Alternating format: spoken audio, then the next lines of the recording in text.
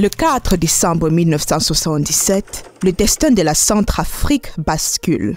Cette ancienne république, érigée en empire, assiste avec le reste du monde au couronnement de son homme fort, un certain Jean Bedel Bokassa, dorénavant connu sous le nom de Sa Majesté Bokassa Ier. En seulement quelques années, Bokassa, dirigeant atypique, subversif, insaisissable et imprévisible, est parvenu à s'imposer sur la scène politique centrafricaine et internationale.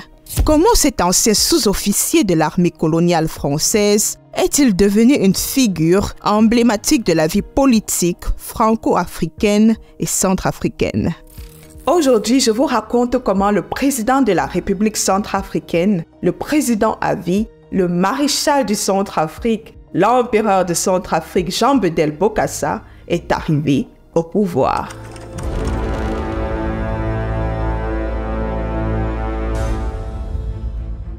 Notre histoire commence à la fin des années 50 en Afrique. Le processus de décolonisation est lancé et plusieurs territoires de l'empire colonial français se préparent à accéder à l'indépendance. L'Ubangi-Chari est l'un de ces territoires.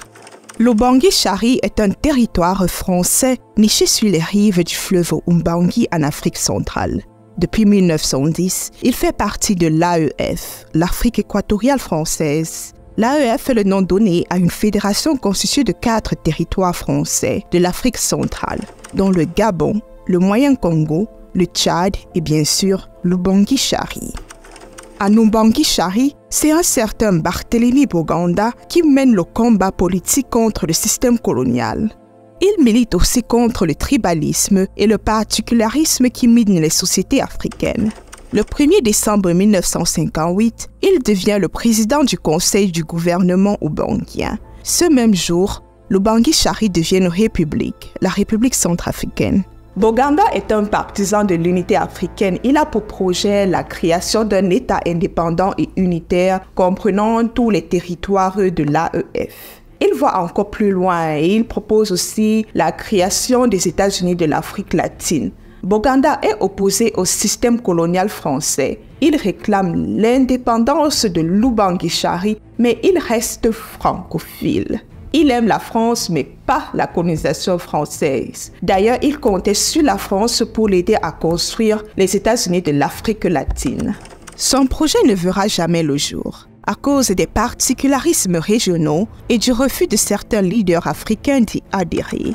Le 29 mars 1959, Barthélemy Boganda trouve la mort dans le crash d'un avion de la compagnie française UTA reliant Bangui à Berberati.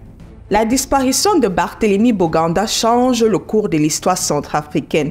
Nombreux sont les Centrafricains qui croyaient qu'il allait devenir le premier président de la République centrafricaine post-indépendance. Tout au long de sa carrière politique, il s'est fait énormément d'ennemis. A-t-il été victime d'un accident ou d'un attentat? Mystère. Certains historiens y voient la main de l'administration coloniale française. À votre avis, les colons français ont-ils joué un rôle dans cette disparition? J'aimerais bien connaître votre point de vue sur la question. Voilà donc, Boganda est parti. Il faut bien que quelqu'un assume ses fonctions. N'oubliez pas qu'en 1959, la République centrafricaine est toujours en train de se préparer à accéder à l'indépendance. C'est le docteur Abel Goumba qui va assurer l'intérim à la tête du gouvernement centrafricain. Du vivant de Boganda, il fut son homme de confiance. Mais Abel Goumba n'est pas très apprécié par le gouvernement français. Il n'est aussi pas très apprécié par les colons français de la Chambre du commerce de Bangui. Il sera évincé par un certain David Dacko. Le 30 avril 1959, David Dacko le remplace à la tête du gouvernement centrafricain. Dacko a le soutien des grands planteurs français installés en République centrafricaine. L'indépendance de la République centrafricaine est proclamée le 13 août 1960. Cette année-là, David Dacko devient le premier président de l'État centrafricain. Dès son indépendance, la République centrafricaine est confrontée à des difficultés. Il n'y a pas de cadre hautement qualifié dans les administrations, pas de cadre qualifié dans le domaine de la santé et encore moins dans le domaine de l'armée. Ce problème de manque de cadres militaires centrafricains, David Dacko avait commencé à le régler en 1959. En 1959, David Dacko demande le transfert en République centrafricaine de tous les officiers centrafricains qui servent dans l'armée française. Des sous-officiers centrafricains de l'armée française vont donc se mettre à la disposition de leur pays dans le cadre de l'assistance technique militaire française. C'est ainsi que le 23 décembre 1959, un certain lieutenant de l'armée française grimpe dans l'avion pour Bangui. Il a pour mission de constituer le cabinet militaire du président Dacko. À cette époque, ce lieutenant ignorait lui-même que ce retour dans son pays natal allait marquer à jamais un tournant décisif dans la politique de son pays. Je vous présente le lieutenant Jean Bedel Bokassa.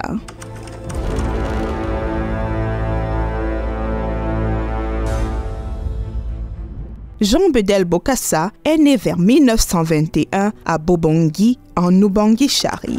La famille de Bokassa appartient à un lignage de chefs coutumiers. Son père, un certain Mindongan, est un chef coutumier très respecté qui a une grande influence sur sa communauté. Il est employé par les administrateurs coloniaux. Comme la plupart des chefs coutumiers de l'époque coloniale, il a pour rôle de servir d'intermédiaire entre les colons et la population. Les colons s'appuient généralement sur certains chefs coutumiers pour faciliter la soumission des populations aux travaux forcés. L'Ubangui-Chari est sujette à une colonisation française particulièrement dure. Un jour, Mindongan, excédé par les excès de l'administration coloniale, décide de libérer ses concitoyens jetés arbitrairement en prison. Cet acte est considéré par l'administration coloniale comme une rébellion. Il est condamné à la peine capitale et le 13 novembre 1927, il est exécuté en public par les miliciens français d'une entreprise coloniale d'extraction de caoutchouc. Cette exécution se déroule en présence de Bokassa et de sa mère Marie Yokowo. Le jeune Bokassa est âgé de 6 ans. Sa mère traumatisée met fin à ses jours une semaine plus tard. Bokassa devient orphelin avec 11 frères et sœurs. C'est le grand-père de Bokassa, un certain Balanga, qui va se charger de son éducation. En 1927, Bokassa entre à l'école Sainte-Jeanne d'Arc, une école catholique. Il va y faire 1 an puis changer d'établissement. En 1929, il intègre une école missionnaire de Brazzaville.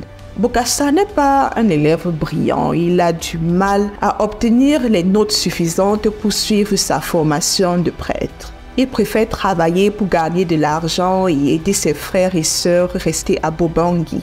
En 1939, suivant les recommandations de son grand-père, il s'engage dans l'armée française. Il a 18 ans. C'est en tant que soldat de l'infanterie coloniale que Bokassa se bat pour la France libre du général de Gaulle. Nous sommes en pleine Deuxième Guerre mondiale. L'armée française devient comme une seconde famille pour lui et petit à petit, sa carrière militaire va progresser. En 1961, il termine sa carrière dans l'armée française avec le grade de capitaine. Souvenez-vous qu'en 1959, Bokassa a été rappelé en Centrafrique dans le but de former le cabinet militaire du président David Dacko. Ce que je ne vous ai pas dit est que Bokassa est aussi le cousin de David Dacko. Et sa fonction de chef de cabinet militaire le place au cœur du dispositif de sécurité de l'État centrafricain. Un État qui d'ailleurs commence à rencontrer de plus en plus de graves difficultés économiques et financières.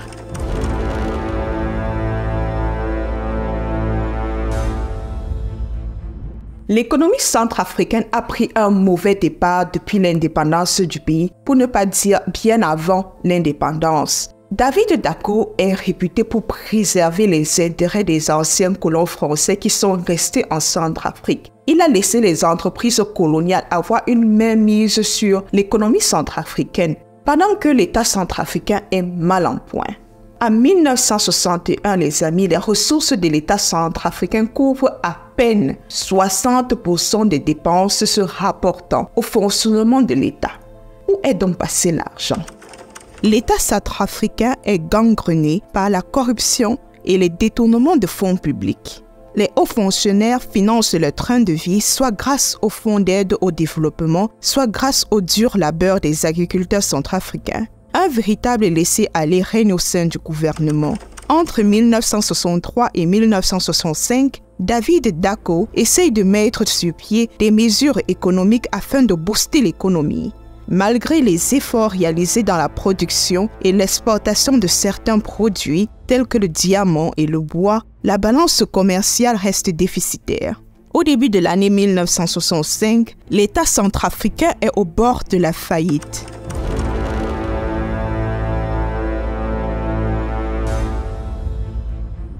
Les caisses de l'État sont vides. En janvier 1965, le régime de David Dacko décide d'emprunter de l'argent à sa population. C'est un emprunt obligatoire. Vous devez savoir que la population centrafricaine est constituée à 80% d'agriculteurs. Les agents de l'État vont donc de village en village pour collecter les impôts des agriculteurs. La population n'en peut plus, elle est appauvrie. L'État n'a réussi qu'à collecter 180 millions de francs CFA alors qu'il s'attendait à 500 millions de francs CFA. L'étau se resserre autour de David Dacko, il peine à contrôler la situation. La France lui a refusé une aide budgétaire car l'Élysée n'a pas du tout digéré le rapprochement de Dacko avec la Chine populaire.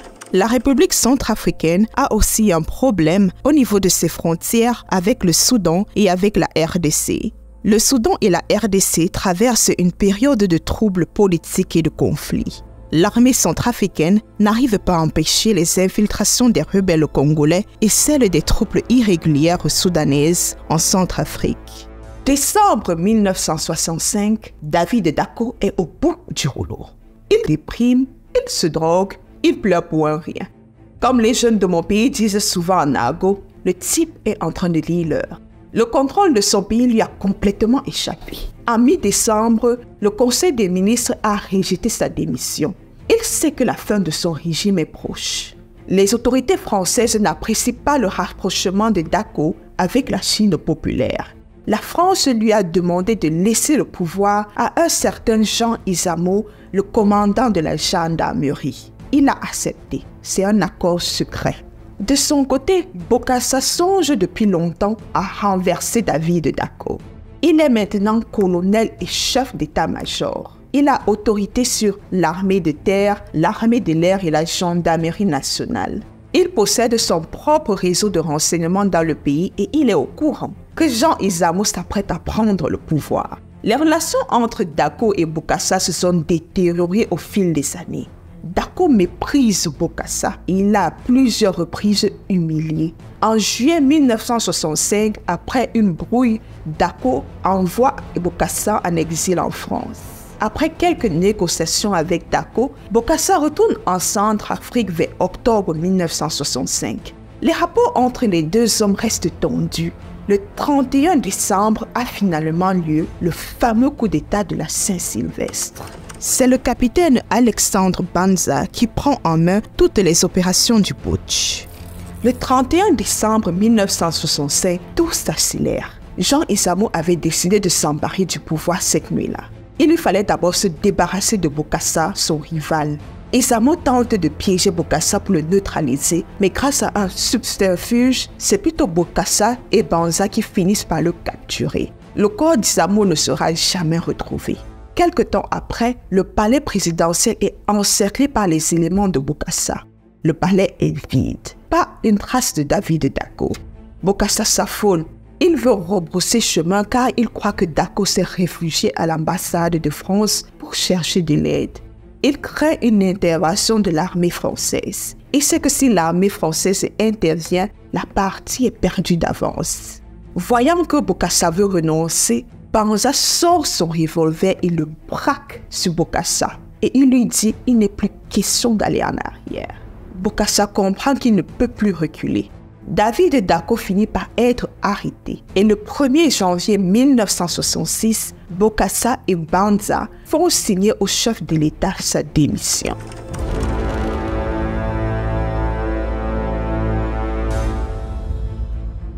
Janvier 1966. Bokassa est au pouvoir. Les réactions de la France ne se font pas attendre. Le général de Gaulle est en colère. Bokassa n'était pas celui que la France voulait mettre au pouvoir. Jacques Foccart rassure le général de Gaulle. Il lui explique que Bokassa est un anticommuniste notoire et un allié sûr de la France. Vous savez, à cette époque, nous sommes en pleine guerre froide. Foccart explique aussi à de Gaulle les dangers que la politique française en Afrique court si la France intervient pour faire tomber Bokassa. Pourquoi la France peut-elle intervenir? Tout simplement parce qu'elle avait signé des accords de défense avec le gouvernement centrafricain. Dès janvier 1966, Bokassa dissout tout ce qui rappelle le régime de Dako. L'Assemblée nationale, le Conseil économique et social et autres sont dissous. Il conserve toutefois le MESAN, le Parti unique, un parti qui avait été créé par Barthélemy Boganda quelques années plus tôt. Il décrète des mesures qui laissent penser qu'il veut s'attaquer aux maux qui rongent le pays, à savoir la corruption, l'instabilité économique et la paresse. Bokassa fera 14 ans à la magistrature suprême. Son règne sera marqué par la violence, la répression, le clientélisme, un couronnement, les contradictions de la politique de la France en Afrique, et j'en passe. Les amis, c'est la fin de cette première série sur la vie politique de la Centrafrique sous Bokassa. Je compte faire 3 épisodes sur Bokassa. On va explorer son règne, sa psychologie, les dérives de son régime, ses réalisations et sa chute fracassante. On va aussi explorer les rapports qu'il avait avec Valéry Giscard d'Estaing et de Gaulle son papa. Bokassa considérait de Gaulle comme son père adoptif. La suite de Bokassa sera publiée autour du mois de mars. En février, je vous prépare une surprise, un type de contenu bien différent de ce que l'on fait ici d'habitude. Restez connectés. Merci d'être présents les amis. Je vous en prie, partagez et likez la vidéo. Pour ceux qui ne sont pas encore abonnés, que dois-je faire pour vous convaincre de vous abonner? Dites-le moi en commentaire. Bon, à la prochaine.